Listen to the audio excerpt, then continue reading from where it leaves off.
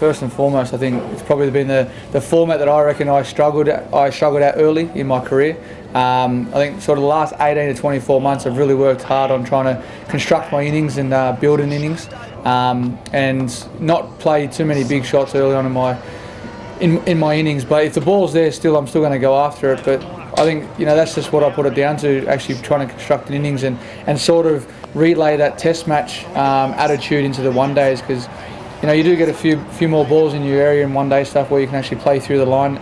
There's probably not as much movement off the wicket as well, and especially when you're playing grounds like Manuka, it's absolute belter to play on.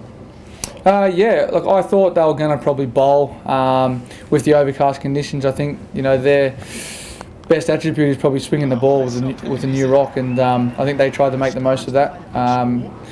We knew obviously batting here first is always a plus, and you've got to try and keep wickets in hand for the last sort of 10 overs, and I think we've seen that with the away teams that have come here. They've got themselves into a great position but really haven't been able to finish off the game. I think it just gets too far ahead where you can still finish off well, but when opposition teams come here, I think they see that big gap and the run rate go up, and they probably try and up the ante probably too early maybe.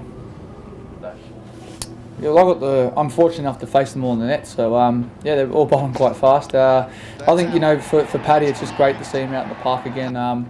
He's been working his backside off to get fit and ready, and he's had the misfortune of a couple of injuries that have sidelined him for big amounts of time, and he's just pumped to be back in the green and gold, and I'm stoked for him. He's a little bit rusty last game, but he executed his plans tonight, and it did take him a couple of balls to get in. He did tell me at the top of his mark he can't quite work out why he's floating him up there a couple of times in the first over, but once he got in there and in his rhythm, he was fantastic.